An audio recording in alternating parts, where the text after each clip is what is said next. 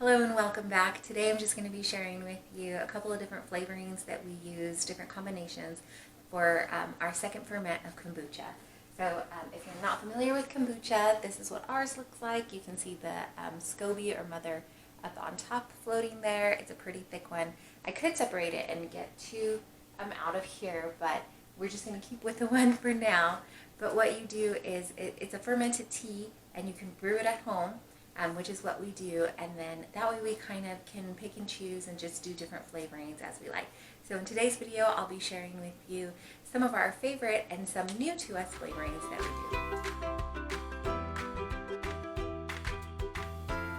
do. Okay, I am getting ready to flavor the kombucha for the second ferment, and I'm going to try, this one is these two are actually just orange and Jamaica. It's dried and I've used it before. Probably if I made a simple syrup out of these, it would have a stronger flavor. But this is one of our favorites and I've done it just like this before. I'm going to get just a wooden spoon and kind of push down this is actually one of those like easy to peel tangerine clementine things that you can buy. And just kind of push it down and get a little bit of juice out of this. And then this flavor here is I just threw in some lemon slices and both are frozen, so frozen lemon slices and frozen mixed berries. And I've never tried this before, but we're going to try it and see if we can get kind of a lemon berry mix out of this one. I'm just going to go ahead and pour in the kombucha here straight into our jar. I've already reserved a cup of it so that I can do our next brew. And then you don't want to fill it too much to the top because you want to give it room to burp and things like that. So there's that one.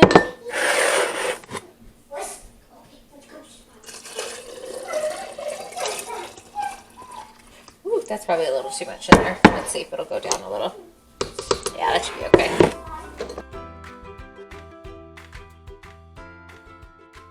And then you can strain it if you don't want any of the SCOBY little bits and stuff that are floating around in here to go in there, but we just go ahead and brew it that way and it works out fine. So I think I might have enough for one more little jar. I'm going to get that prepped and do one more smaller jar. I'm just going to pour in, I had reserved, before I did any of the flavors, I reserved a cup of it's actually a little bit more than a cup, but a cup of the kombucha straight in here. So I'm going to pour that back in. And then in here I did 7 bags of green tea. That's what works well for us. You can play around with how many you need, or you can use black tea. And then a cup of sugar, and I boiled that in there. I should probably do this over the sink, but we're going to live dangerously. Try to pour it right in. And then I let it cool. You want to let it cool because you don't want to kill off your SCOBY. There. So I can go ahead and add more water to this. I'll put down I use the recipes from Kombucha Camp and I'll link that down below. But I know that my tea kettle doesn't quite hold the full amount of water, and that's what I use to brew. So I'm going to put a little bit more water in here, but I'm going to keep it to the recommendation that Kombucha Camp does. And then I am going to cover it with just this cotton so there's no fruit flies that get in it or anything. And then I put a rubber band over it. I let this one sit for 10 days. I'm going to cover these with just the regular metal ones, and then I'll give it a shake back and forth.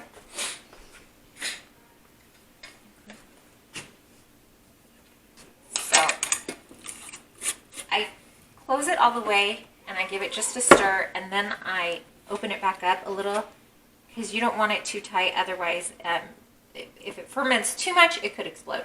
So you just want to give it a little bit loose, nothing too drastic. And then these will sit for 7 days and then they can go in the refrigerator. It's the end of the day here, but I have the kombucha. This is the new flavor that I was trying, the lemonade and berry, or the lemon and frozen berries.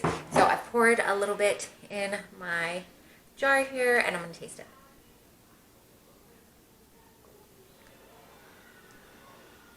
It has a little bit of a tart to it, but I like it. So I think that's going to be a keeper for us. The other flavor, I can show you what that looks like. This is really, I don't know if it's coming up on the camera, but this is the orange hibiscus one, and it just got this really pretty pinkish tinge to it. And this one tastes delicious too. This is a favorite of ours. This lemon and frozen berries was something new that I had done. I had not done frozen berries before. I have done lemon slices and fresh strawberries, but both the lemon slices and the strawberries were fresh, and that was a delicious combination too. But good to know that frozen lemon slices and frozen berries work just as well. Okay, it is time to do the second ferment of another batch of kombucha. So we are going to try 2 new flavors today. I'm actually going to try a blueberry ginger, and then this is pineapple juice, pineapple turmeric. So we have not tried either one of these before, but we're going to test it out and see how it works. First, I'm going to save a cup of my original kombucha. Gonna check my SCOBY. It looks like it's got some of the leaves from the tea stuck in that top layer. So I didn't strain it too well. The last time I did it, the last time I poured in the green tea mixture. So that's okay, because my SCOBY is so thick, I'll just take this top layer off. And actually I can put it next to like one of the trees we have. It's a great kind of, I don't know if it would be called fertilizer, but it's good for your plants. So I'm going to take that off. And then this ginger is organic ginger, so I'm actually not going to peel. I just kind of give it a good scrub. And I'm just going to cut off some of the, oh, it smells so good. Cut off some of the little knobby pieces, but I'm not going to, I'm going to go ahead and keep the skin because it is an organic one. If it was not organic, I would not advise you to keep the skin on.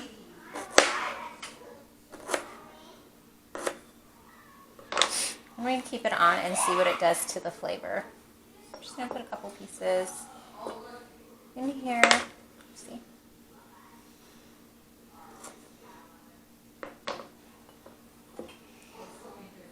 And then I'm going to drop some blueberries in.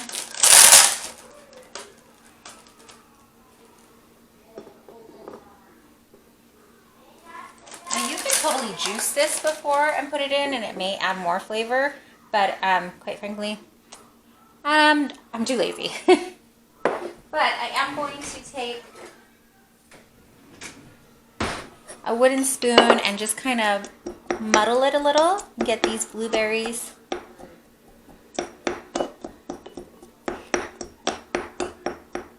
to release some of their juice.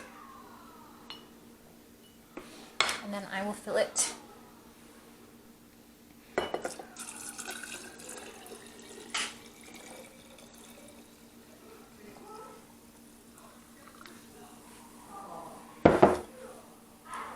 And I don't fill it all the way to the top because I want to leave room for the fermentation. I don't get super, super bubbly kombucha, and I'm okay with that. So put this on. I'm going to tighten it all the way first, clean up my jar, just so I can give it a quick squish like that. And then I'm going to loosen it up just a little bit so that I don't have any exploding. And then I'm going to try a pineapple turmeric one. I'm kind of just guessing at the amounts here because I've never made it before.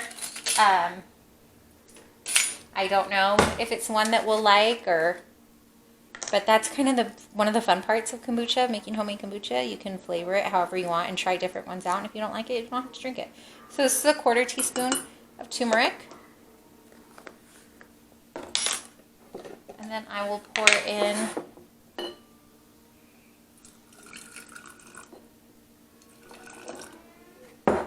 what's that?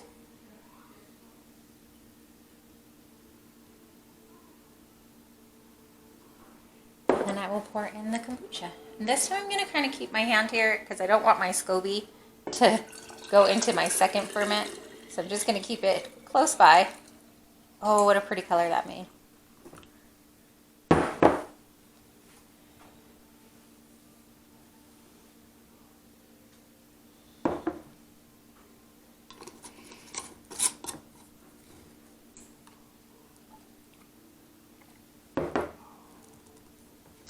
And then let's try one with the ginger and the pineapple, because why not? I have it.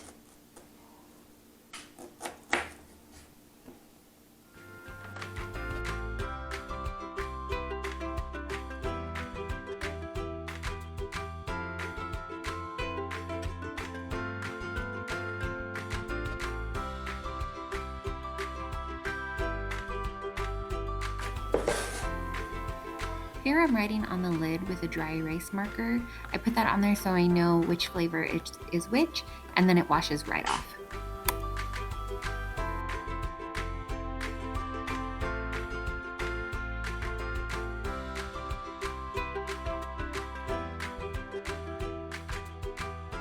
Okay, it is about a week later, and that batch of kombucha is done, and then we had it chilled in the refrigerator. So I'm gonna taste it today.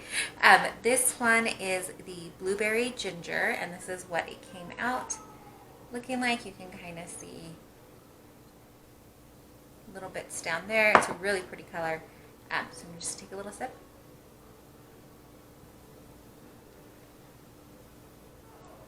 It's really good. It's sweet. To me, it has a sweet taste. Now, I do tend to like things that are not too sweet. So I don't really taste like an overpowering flavor of either the blueberry or the ginger. It just tastes like a good sweet drink. So next I have the pineapple ginger, and you can see, I don't know if it'll pick it up on this camera, but a little bit of the SCOBY has started growing in here, which is great because that means it is fully fermented, I think. I just know that it's good if you can see it in there too. So let's taste this pineapple ginger.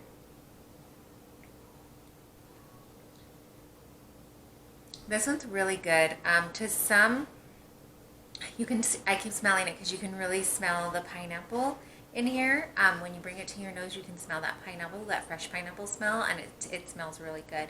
I don't taste the ginger too much. I do taste the pineapple. I like it. It's refreshing. And then lastly is the pineapple turmeric. So I just threw a little bit of turmeric powder in here with the pineapple. This one you can see, I don't know if it'll pick it up again, but the turmeric powder just kind of on the bottom there. Kind of looks like orange juice. So let's taste this one. This one you can definitely taste the turmeric, and it doesn't taste bad, but if you don't like that taste, then you probably won't like this one. But I think this one is good as well. I'm gonna have my husband taste them and see what he thinks too. And then, I think they're all keepers for us. So all three of these flavors were brand new to us, and I think all three are really great. We're gonna keep them in the rotation. I hope that you got some ideas. If you brew your own kombucha, let me know down below, and let me know what your favorite flavors are. Thanks so much for watching. If you want to see any more flavors that we try out, be sure to comment down below too, and we'll try some different combinations next time.